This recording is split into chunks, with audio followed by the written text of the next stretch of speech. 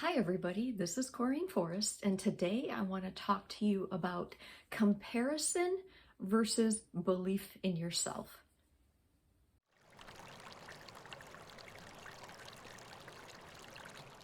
All right, so Theodore Roosevelt said comparison is the thief of joy. And oh my gosh, is this true?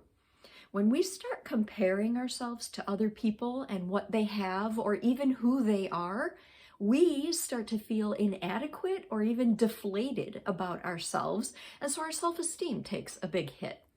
But if you believe in yourself, you believe that there's nothing that you can't do. So believing in yourself follows along with some other beliefs that we have. And so today I'm going to talk about 3 different beliefs that people who believe in themselves embrace. Okay? So the first one is about boundaries. They believe in setting boundaries. They know that time, attention, and energy are finite resources that we have, and they learn to protect it. They learn to protect their time, their energy, and their attention. As an example, I retired from a 32-year career with the U.S. Army. And because I retired, a lot of people assume that I'm not necessarily doing anything with my time, and they all have ideas on how I should spend my time. And I can tell you that really what retirement did for me was it gave me a choice. I now have the freedom to choose when I work, where I work, how long, how hard, all those kind of things. And what I chose to do was to start my own business in there. So I really have to set boundaries for all those people who are telling me all the things I should do in retirement, even if it's like, you shouldn't work. You should not work on this. So I definitely have had to set some boundaries in my retirement around my time, energy, and attention. So that's the first tip. The second tip is that people who have a high belief in themselves also do work that they love. Now, there is a difference between a job, a career, and a calling. Okay, so a job you just do maybe because you need money. You just show up and do what they expect you to do, and you don't give a whole lot of discretionary effort to that. A career steps it up a little bit. You give more discretionary effort. You're more engaged in the outcomes that you have. And then a calling, well, we all know kind of what a calling is, right? You can't help but do that kind of work. And I was very lucky, even though I started out as an engineer and working in an R&D center, I was able to grow and eventually find my calling, which wasn't in engineering at all. It was in this whole personal and leadership development field.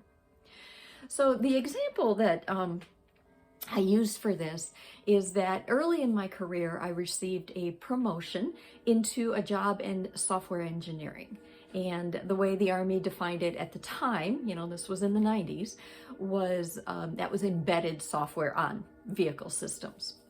Well, it turned out that wasn't my job at all, and I only lasted about 18 months in that job.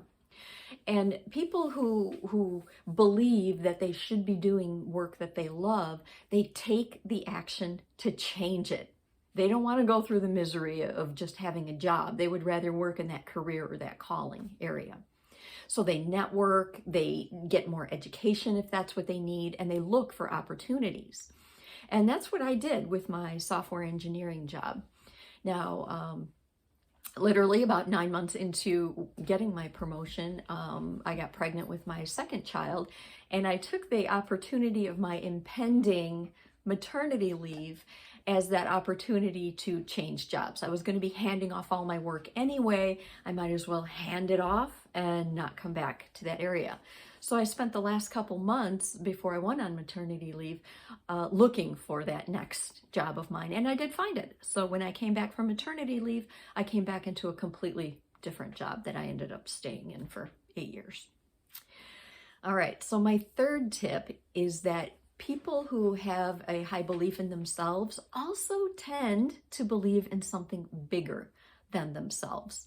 Now, this could be religious and a divine being, but it doesn't necessarily have to be. To that end, I keep a quote that is on my screen on my computer, and it's by Mahatma Gandhi. And it says that to find yourself, lose yourself in the service to others. And it just helps remind me that I am doing this for a bigger purpose here. And to that end, I believe this idea of believing in something bigger and figuring out your part in that something bigger has really fueled this whole purpose movement in this country in the last decade. And at this point, I just want to tell you that there is something called a Purpose Summit happening in Mount Clemens, Michigan in May 11th through 13th. And you can find information at thepurposesummit.com. And I will be a speaker at the summit. And my talk is on day 3, and it's called Dreaming to Doing, Finding the Courage and then Developing the Plan to Live Out Your Purpose. So shameless plug, but it is part of my believing in something bigger than myself. So that's it for today. I want to leave you with this.